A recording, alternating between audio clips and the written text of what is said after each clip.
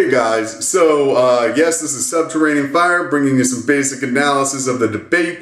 I think I'm just going to go through each candidate one by one, makes sense. So we'll start with the new guy, Johnson. Now, this is his first Republican debate. He's brand new. He had a couple good lines, one dealing with, Obama's created less jobs than, his dog in the backyard or something kind of close to that. And it was pretty funny and everybody laughed. But other than that, he was kind of flat. He didn't get that many questions. If that line had been placed in a different place in the debate, then like right before the end, I think it would have been a bigger deal. Frankly, I think he'll just be partially forgotten.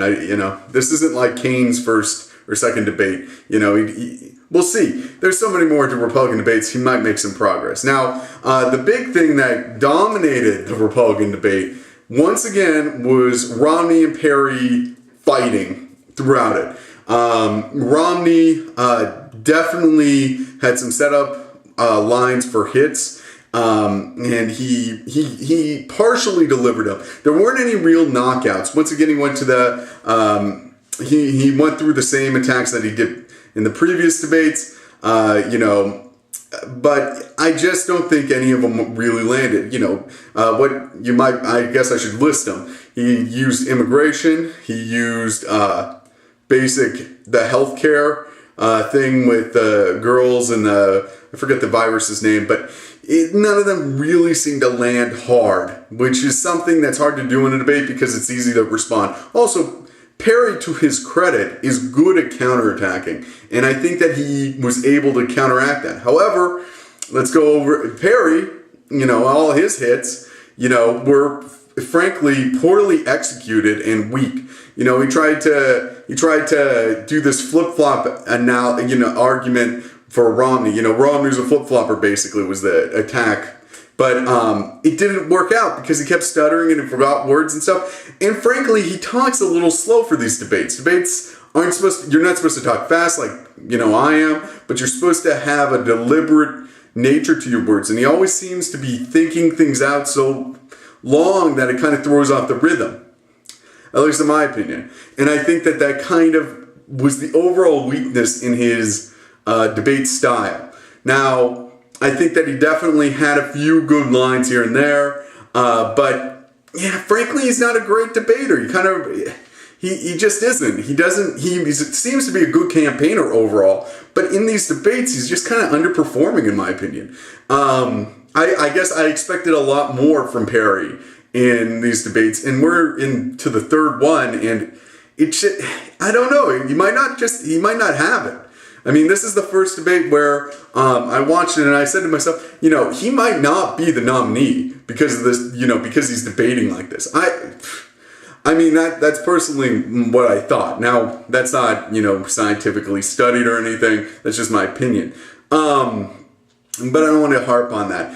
I think that he can eventually recover. Once again, these debates aren't influential basically at all. If they were, Ron Paul would be because he always wins the after polls of these debates. And most people who watch these debates are usually pretty hardcore Republicans, or libertarians, if you want to put conservatives, libertarians, I don't know what you want to call them, but they usually they're very opinionated, I guess. Anyway, let's move on to Ron Paul. Ron Paul. A couple of debates ago, I said that he didn't do very good. This is the exact opposite. Ron Paul was on his game. He didn't try to hit any other candidates. He definitely embraced his candidacy, and it worked out. Now, frankly, I was impressed. I thought he did a very good job. And once again, the polls aren't completely out yet. But I bet you on the cell phone questions and stuff, they do all these surveys afterwards, I bet you'll come out on top. Now, let's move on to Huntsman. Huntsman is the liberal in the race, always. People always say that. I think he did all right. He's consistently doing better in these debates. He had a couple, he didn't really try to hit too hard, which frankly I think was better off for him. But he did look better. He got into this little argument with Santorum, nailed Santorum, which doesn't sound significant, but you got to remember they're both like at 2 to 4%. So you gotta work your way up. You gotta hit where you can. Speaking of Santorum laid into Perry a couple times with really hard jabs. I thought that they went off fairly decently. However, he's in kind of a tough position because he tried to hit them all on the pro-war stand. Basically, he supports us having troops in there for a long time, I guess, or according to the generals. And also, he did the other thing. Basically, he did that. But the other thing I want to mention about his debate is that he got the gay serviceman question. Basically, there's a military soldier who was gay, and he asked, would you repeal Don't Ask, Don't Tell? He said basically yes, though he said it in such a confusing manner that, frankly, it was kind of confusing enough. I don't think the crowd followed him, and he just didn't answer it real well, I guess. He didn't answer it well, I guess is what I'm trying to say. Once again, I don't think he's electable, not because of his policy stances, but because if you Google Santorum, you'll see something disgusting, and you'll see what I mean. Go ahead, Google Santorum. I'll put his name below. I'll wait. I'm serious. I'm waiting. All right. That was kind of stupid. Anyway, who else did I leave out? Oh, Bachmann. Bachmann, ever since about 2 debates ago, has been, well, 3 now, has had this narrative where her polls are going down. Now, while her polls have kind of stabilized, she's basically not, everybody kind of, how do I put this? She definitely had a better debate than the last couple, but I don't think it was enough for her to break out of the narrative. And that's the problem that she faces. Now, I think that, I don't know. I guess my overall analysis would be none of the lower tier candidates, even though Santorum really swang for it. And a couple other ones, tried too. They really didn't get past, really didn't get past the whole second tier concept, in my opinion. Now, I left off one candidate on purpose, and that's Cain. Now, why did I leave off Cain? I think that Cain played an interesting role in the debate, because he basically, everybody liked him. I guess that's how I'll put it. He really didn't hit anybody particularly hard, but he definitely came off as a really funny, nice guy, and he did a good job. I also left off, and I think that will definitely help him in the polling, but I think that he does have a fairly low ceiling of under 10%, and that's the problem that he's facing. Newt, the reason why I didn't mention Newt is because Newt's only trick that he seems to have in these debates is he criticizes the question or the media.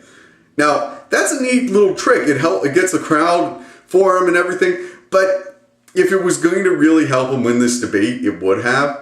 He'd be doing better by now, and he just isn't, because that little trick, that little line that he's got that he throws out, frankly, people want to hear an answer to the question. They don't want to hear you criticize the media. Why are you on a debate if you're angry at the media? I don't know. That just irritates me.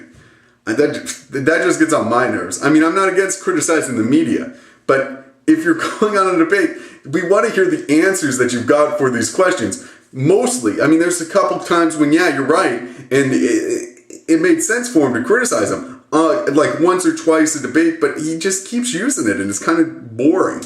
I think that he overuses it, I guess, is my overall, what I'm trying to say.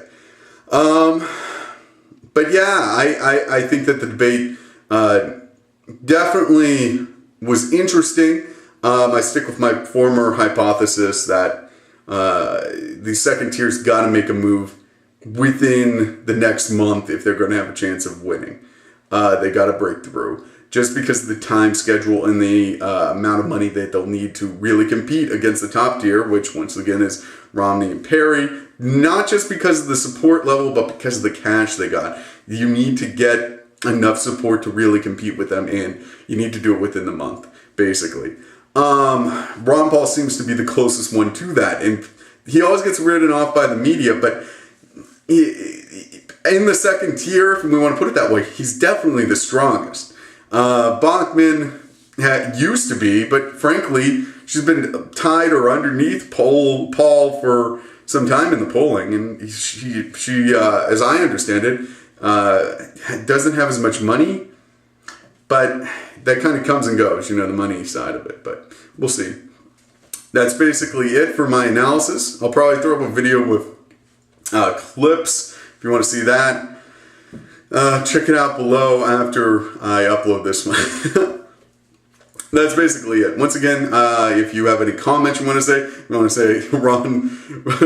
Ron Paul 2012, we're used to it, just drop it below. That's fine. If you want to say, Gingrich 2012, put it below. Real quick, if I left off any candidate, that's because they frankly did not make an impression on me, or I just forgot their name. They got so many candidates up there that it's just ridiculous. But I don't know. That's it. Have a great day. Bye.